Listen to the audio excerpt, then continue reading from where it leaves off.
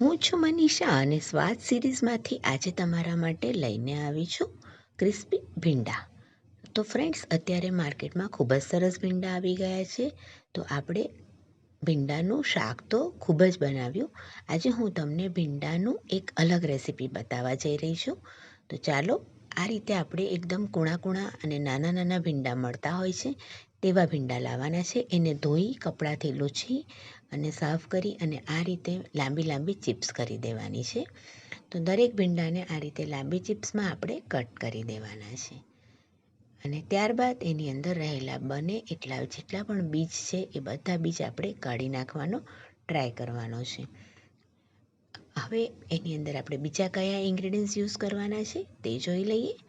તો અહીંયા બીજા ઇન્ગ્રીડિયન્ટ્સમાં મેં લીધો છે ચણાનો લોટ લીધો છે, અહીંયા ધાણા જીરું પાવડર લેવાનો છે, લાલ મરચું પાવડર છે, મીઠું છે, સ્વાદ પ્રમાણે ગરમ મસાલો એડ કરવાનો છે, ચોખાનો લોટ લીધો છે, અજમો અને લીંબુનો રસ. હવે આ રીતે આપણે જેટલા પણ બને એટલા મસળી અને બધા જ ભીંડાના બીને કાઢી નાખવાનો પ્રયત્ન કરવાનો છે. હવે આપણે ભીંડાના બીજ કાઢી નાખ્યા પછી આપણે ભીંડાની જે લાંબી ચિપ્સ કરી છે તેમાં આપણે મસાલા એડ કરીશું.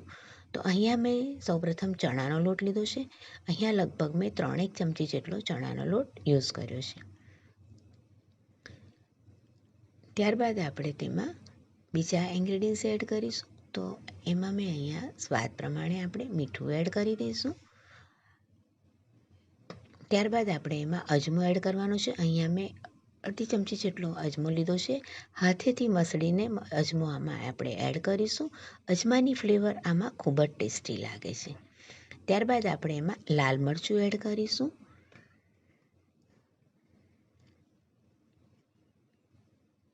ધાણા જીરું પાવડર એડ કરવાનો છે.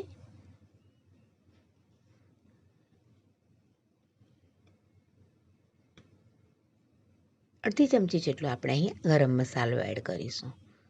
હવે આપણે આ બધી જ વસ્તુઓને સરસ રીતે મિક્સ કરી દેવાની છે. બધા જ ભીંડાને એકદમ સરસ કોટ થઈ જાય એ રીતે આપણે આને મિક્સ કરવાનો છે. તો ફ્રેન્ડ્સ, આ રેસીપી ખૂબ જ ટેસ્ટી લાગે છે. તમે ચોક્કસથી ટ્રાય કરજો અને તમને મારો આ વિડીયો કેવો લાગ્યો તે મને કોમેન્ટ બોક્સમાં લખીને જરૂરથી જણાવજો. હવે આપણે તેમાં અડધા લીંબુનો રસ મેં એડ કરી દીધો છે. એને પણ આપણે સરસ રીતે મિક્સ કરી દઈશું.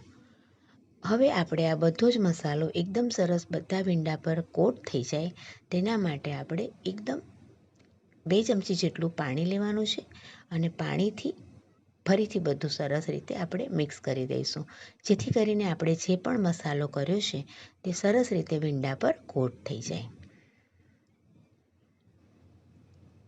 ફ્રેન્ડ્સ, તમે હજી સુધી અમારી ચેનલને સબસ્ક્રાઈબ ના કરી હોય તો જરૂરથી સબસ્ક્રાઈબ કરજો. તો હવે આપણે આ રીતે બધો જ મસાલો સરસ રીતે ભીંડા પર કોટ થઈ ગયો છે.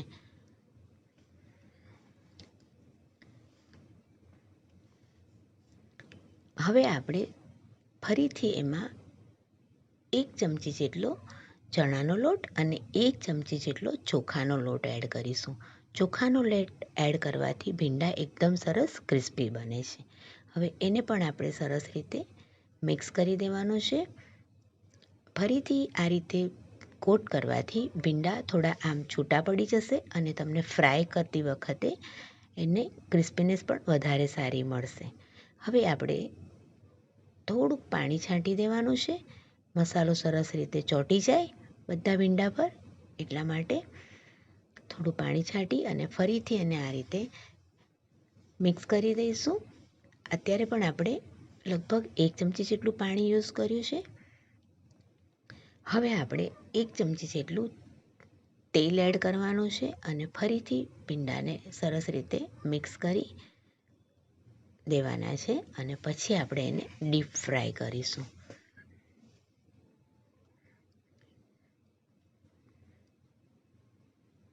આ રીતે 1 ચમચી તેલ એડ કરી અને ફરીથી એને સરસ રીતે આપણે મિક્સ કરી દઈશું અને પછી મીડિયમ ગેસ પર આપણે તેને ડીપ ફ્રાય કરવાના છે. તમે ચોક્કસથી આ રેસીપી ટ્રાય કરજો. ઘરમાં નાના મોટા બધાને ખૂબ જ ભાવશે. તો અહીંયા મેં મીડિયમ ગેસ રાખી અને હવે ભીંડાને આપણે ડીપ ફ્રાય કરી લઈશું. તો એકદમ ગોલ્ડન બ્રાઉન કલર આવે ત્યાં સુધી આપણે એને થવા દેવાના છે. લગભગ 5 થી 7 મિનિટ થશે તો આપણા ભીંડા એકદમ સરસ ફ્રાય થઈ જશે. એક એક કરીને આ રીતે બધા જ ભીંડા આપણે મૂકવાના છે. તમે જોઈ શકો છો થોડો ગોલ્ડન બ્રાઉન કલર આવી ગયો છે. આ રીતે આપણે એને કાઢી લેવાના છે અને જ્યારે પણ આપણે ભીંડાને પ્લેટમાં કાઢીએ તો નીચે ટિશ્યુ પેપર નથી રાખવાનું. ટિશ્યુ પેપર રાખવાથી ભીંડા સોફ્ટ થઈ જશે, ક્રિસ્પીનેસ ઓછી થઈ જશે. એટલા માટે એને ટિશ્યુ પેપર પર નથી કાઢવાના. હવે આપણે જે ભીંડા ફ્રાય કર્યા છે એ બધા જ ભીંડાને ફરીથી ફ્રાય કરી દેવાના છે. ડબલ ફ્રાય કરવાના છે આ ભીંડાને, એટલે એકદમ સરસ ક્રિસ્પી થઈ જશે આપણા ભીંડા. તો આ રીતે આપણે બીજી વાર પણ એકદમ ગોલ્ડન બ્રાઉન કલર આવે ત્યાં સુધી ફ્રાય કરવાના છે. તો અહીંયા એકદમ ગોલ્ડન બ્રાઉન કલર આવી ગયું છે. હવે આપણે એને એક બાઉલમાં કાઢી લઈશું.